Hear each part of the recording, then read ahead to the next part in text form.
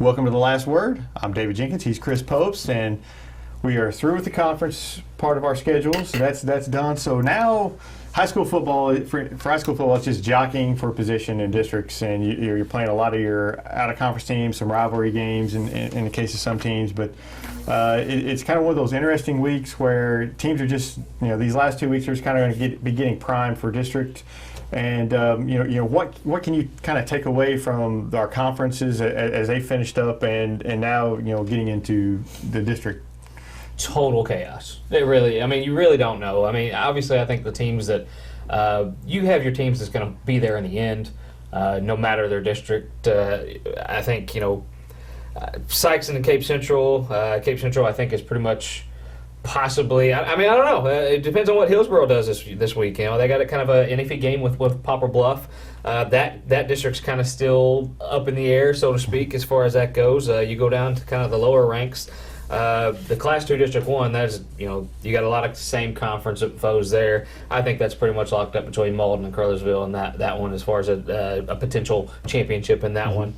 Hayti is kind of on the outside looking in. Portersville's on the outside looking in, and East Prairie's kind of took a little down the slide there. But you look at all the districts and you look at all these teams, and the teams that you thought was going to be there in the end are there in the end, and that's just how it goes. We kind of get caught up in what happened. I know I do. Get caught up in what happens this game and that game and this game. The teams that's going to be strong, they're going to be there in the end, and that's the case this year as well. I'll tell you, a team that looked strong last week was Jackson, just annihilating Sykeston. I thought it'd be closer than that, but it wasn't close from the moment. That final score was surprising to a lot of people. Yeah, they dominated that game from the start. Sykeston cannot find any offense. No. They can't defend the pass, and now they've got a Soldan team who's coming down here who can throw the ball and has some speed. The stuff that Sykeston really can't handle that stuff very well.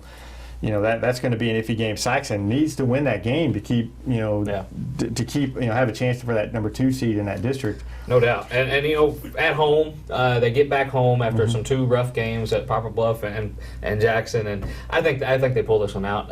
Sykeston just always seems to have a tendency to kind of.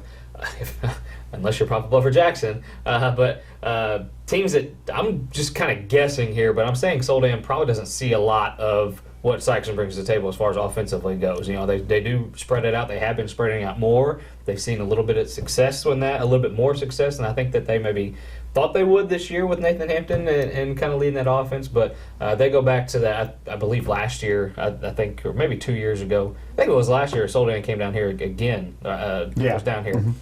They figured it, they didn't really have too much problems, but Soldan is returning a starting quarterback. Yeah, they have a quarterback who didn't play last year. He was out with injury, and they had some other guys, coming in that were out last year. They were missing some guys with injury, so they have a little bit of a better team than what Sykeston saw last year. But at the same token, Sykeston's got to find that offense. That offense that was working so well for him early in the year, it's gone. It's evaporated. And the line play that was dominating other offensive lines, it's not been there the last few weeks. And I think it all comes down to that. You can't run your offense, your little, the wing T stuff. You can't run that if your offensive line's not getting a push, and they're not getting much of a push. So then you have to go to throw the ball, and Sykeston, it's just not their strength. It's a strength whenever you can slip it in there here and there, but if you have to drop back and pass all the time, it's just not there. Sykeston just doesn't have the receivers. Nathan Hampton has done a terrific job, I think, getting the people the ball. They just don't have the receivers that can catch the ball, on a consistent basis. So I think Sykeston, they've got to get an offensive line push, and they've just got to kind of find themselves from what they were earlier in the year, because the last thing you want is to lose this game. Cardinal Ritter's going to be a tough game next week. You don't want to go into district on a 4-game losing streak, maybe a 4 and a 5, 4 or 5 game or something like that. So, Sykeston really needs a win. At least, needs to get a win Friday night. Just build a little bit of confidence. I'm going to trust that they do kind of find their offense in this game. It's homecoming. The weather might play a factor in everything, and it might obviously plays for both teams. But if it's raining, and keep the ball on the ground, and I think I'm going to trust they find their offense this week and kind of find their identity again. It's been some 2 rough games for Sykeston. Speaking of offense, you got Hillsborough playing Poplar Bluff this week. They put up a ton of points last year. 2 scoreboards for this week. And they're going to. I feel the scoreboard operator is going to have some carpal tunnel at the end of the night, because they're going to go crazy. Hillsborough runs the ball, Poplar Bluff throws the ball. 2 contrasting styles, but they can both put up points. Hillsborough, you're looking at their schedule, they haven't played a lot of tough schools. They did play SLU early in the first game of the season, got hammered, and then they played some other schools. They're averaging 49 points a game in those games. They won 6 straight. That's got them at the top of the district, but they need to win because you got Cape Central coming up. Cape Central has a tough one against Chaminade. Absolutely. This is a big game for Hillsborough. I mean, obviously Poplar Bluff with a 3 seed. Depending on how that goes, they beat Fox, I believe, so earlier in the year, so they'll jump number 2. Mm-hmm. So, I mean, they're pretty much locked in that number 2 spot, I think, in this district. Unless Rockwood Summit somehow, slides down. Oh, there's a thing where Oakville could catch them from the bottom too. So Poplar Bluff's in a must-win situation as well. Both of these teams are. Hillsborough, they want to keep that top seed. They lose this game, they're in jeopardy of losing this top seed in that district. But Hillsborough, I obviously haven't seen them. I kind of keep up with them with the state rankings and all that stuff. They're kind of sneaking in there and just hear little things about them. They've been playing well. They've been putting, like you said, just put up a ton of points.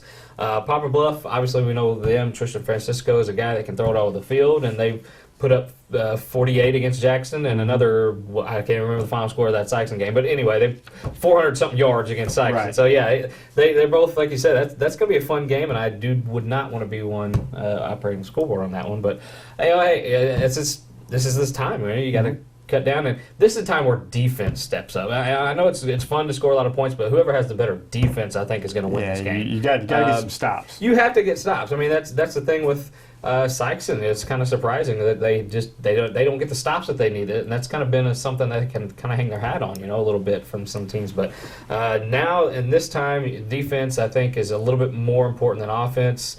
You have to get stops. Everybody has found their niche by now. I hope to have about scoring points, but if you get some stops, you're going to win some of these close games. Now, probably the biggest game of the week is Crothersville and Hayti. Hayti-Crothersville. This has huge district implications because if Hayti were to beat Crothersville, that they're going to get the number 2 seed. And that's huge. You want to get the best seed you can. And plus, if you play them the second time, you get them at home. So it's a big game for both teams. 2 teams that don't like each other.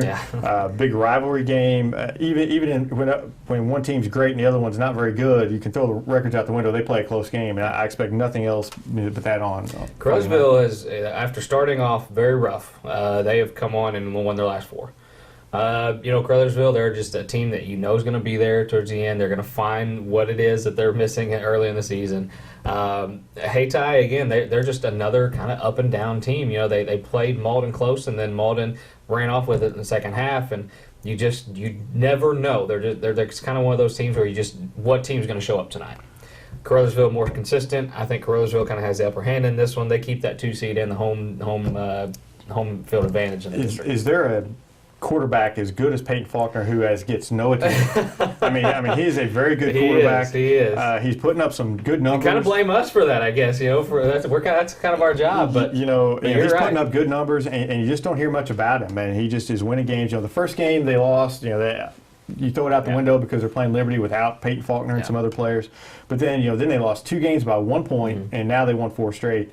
And you're like, well, okay, they're kind of peaking at the right time. They're getting better each and every week, and they just hammered Kelly last week, and I think it's going to be a fantastic game with Hayti. But Crothersville's played those close games, and they've won some close games. They won a close game against Dexter. I think they go ahead and I think they beat Hayti, but I think it's close. I think it goes down to the wire. I think they do too. Hayti has the potential to play a good team like this close, and they have the potential to win this game. It's just I'm always afraid. I've seen them a few times. It's just what team's going to show up tonight, and that puts off a red flag for me. And I'm going with Crothersville to keep that number 2 seed behind Malden, who kind of has an interesting game as well at home against Kennett. Another rivalry game. You look at these games and look at these records and you think, oh, this might be a pretty good. I don't think so. I think Malden kind of. I don't say they blow them out, but I think they win comfortably. Let me just say that. I'm with you there. I don't think Kennett can stop them. Yeah. Kennett's defense has not really shown. Yeah. Dexter ran up some points on them. That loss opened my eyes with Kennett a little bit because Kennett really had played a soft schedule leading up to that. Malden's better than Dexter, as I'm sure they'll show next week. I think. I think Malden just can score and score and score. I think Kennett will score their share with Edward Wilson. I think Malden's going to struggle with him, and I think Kennett's able to keep it close. But I think by the time the fourth quarter rolls around, Malden has wins by a couple touchdowns. Dexter was able to contain Edward Wilson a little bit. And now, obviously, Edward Wilson is a very good player, and he's able to make plays by himself, but he needs help. I don't see it in this game. I think Malden can I'm not going to say he's going to hold him to under 100 yards or anything. He's going to get his yards and he's going to get his points. But I think Malden kind of keeps a handle on Edward Wilson in this game. How good is somebody, though, whenever you say, well, Dexter held him, and he got over 100 yards rushing and led him to 35 points. Yeah. so that just speaks volumes for how good Edward Wilson is. It does. He didn't just go nuts like he did. Like he is. He does. I think he had finished 114 yards or 140, so 1-4 sticks out. Anyway, he had his yards. Don't get me wrong. He's going to have his yards. He's going to get his points. But I think Mullen's just too good of a team to speaking of quarterbacks, to lose this game. Speaking of quarterbacks who's getting their yards and putting up big numbers, Ethan Stevens is now. I think he was offended by everybody talking about Edward Wilson. And the last few weeks, he has really turned it on. He scored 6 touchdowns last week, rushed for over 200 yards again. He has over 1,100 yards in the season. He's really putting up some big numbers. He's going to be tough for Park Hills to stop, but Park Hills, I think. Park Hills, they've been state ranked for most of the year. I think they just fell out this week. They dropped out. They lost to St. Gen 2 weeks ago. And that St. Gen loss was not good, but they're still a good team. They kind of struggled last week against winless Fredericktown, but, I think Dexter can go up there and give them a game, but I think their offensive line is going to be too much for. It is. Park Hills is they rolled through the regular season other than St. Gen, and that kind of opened the eyes a little bit about St. Gen, I think, more than Park Hills, about how good St. Gen is. St. Gen, their only loss is to Valley this year. I mean, they haven't played a great schedule, but still. Your only loss is Valley, and you go. And Dexter played with St. Gen for a long time, so that could be a. You mentioned, before we went on camera, this game could be a little closer than, and I agree. I still think Park Hill Central pulls it out, but don't be surprised if Dexter's behind only 2 touchdowns at the end as well. With the chance. I think Dexter makes it closer than what people think. Yeah. But let's get some picks for this week. We'll start off with Chaminade at Cape Central. Chaminade is state ranked in Class 5. Yep. Cape Central is not. Yep. Yeah, I'm taking Chaminade in this one on the road. I know Cape Central, I will say Cape Central is found, they found their groove again. They seem to be playing. You mean they found Al Young? They found Al Young. Quaychon Chisholm is kind of coming into his own as quarterback. They found their groove again. I like what Cape Central's doing. I think despite them being the current, I think if it were to end today, they'd be the number 3 seed in that district. I think they're the favorite in that district right now. That's just what I'm saying. It's the way they've been playing. Well, I'm going to take Chaminade. I'm taking Chaminade in this game. I'm going to take Chaminade. They're averaging 45 points a game, and I'll let it play out a little more before I make a district prediction. I'm just saying, just the way they're playing. If I'm Sykeston, I would want to play them at home if I have to play them. That's all I'm saying. Yeah, most definitely. That's all I'm saying. Haytide-Crowsville, we talked a little bit about that. I think Crowsville, Peyton Faulkner, they're used to playing close games. I think Crowsville wins that game. Seville in a close one. Seville in a close one.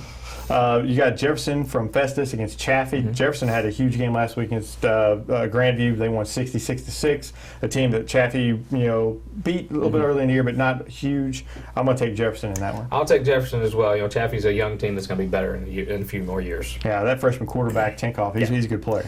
Charleston, East Prairie, I believe, celebrating their homecoming. And who would you want to bring in Mississippi County rival in Charleston for your homecoming? Yeah, sorry Charleston, but East Prairie I think gets you on that one. Will they score 70 last year? Exactly. I hope it's. I don't think it's going to be that bad, but it won't be pretty. Brett Ellis back for East Prairie. That's good to see. Hopefully, he can get the rust worked out and for district time. He looked just a little. He didn't go off and get on the run as much as you think he would. He kind of stepped back in the pocket, which is okay. But they found a rough spot with Portersville last week. So let's hope he gets better as the week goes on. Dexter at Park Hill Central. We already talked about that. I think we both got Park Hill Central in that one. Park Hill Central, Rebels. Jackson, they're going on the road to play Seckman. Yep. And Jackson finally gets an easy one. Yes. Jackson's played a brutal schedule. They finally get one they can just kind of roll. You got Portersville at Kelly. Speaking of easy ones. John Garrett Kellums, 5 touchdowns last week. He's leading that offense. He throws 6 this week. You think so? He throws 6. I think they go on the ground. Dan McCray gets his. Probably so, but coach, see if we can get him 6. Kennett at Malden. We talked about that. We both have Malden in that one. Taking Malden in that one. Yes, the Ouch Bowl, Fredericktown at New Madrid. Fredericktown comes in winless. New Madrid with 1 win. Fredericktown gets their first win. I haven't seen New Madrid this year. I know they got some pretty good players. I'm guessing line play. I'm guessing there's just a lot of things going on. There's some issues there. There's some issues. I love I'd love for them to get their second win, but I think Fredericktown comes in and gets Yeah, it. Freddie gets their first win. Yeah. Windsor at Perryville. I'm going to take Perryville there. Taking the Pirates. Hillsborough, Whoa. Poplar Bluff in the shootout. Who you got? I'm going Hillsborough. You know, I've heard some good things about them. I know Poplar Bluff's very good, but they're another team that just, you know they're going to pass, but that defense is a little suspect. I'm going to take Hillsborough by in a squeaker.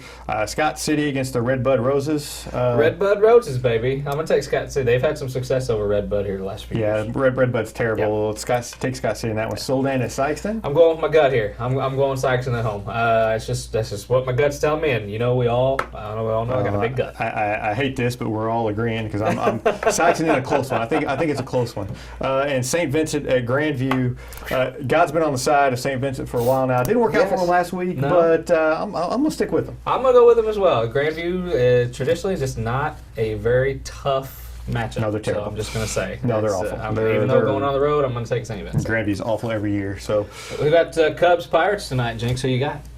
I don't watch baseball. I got Jake Arrieta. That's all I'm saying. He plays for the Cubs. Does he play first base? I'm going to say Cubs Cardinals, and that's going to be a fun divisional series. I'll watch that maybe. Yeah, that'll be fun. I don't watch it either. It's big going. Cardinal country. We don't got Cardinal. I'll watch a little Cardinals, but I'm not watching Cubs Pirates. Freaking Bo Hart over there. Here, yeah. Cardinals hat. Vince Coleman still bases over here. I'm sure we'll talk about the. I'm sure we'll talk about the Cardinals Pirates series next week. So we'll talk to you guys next week on The Last Word.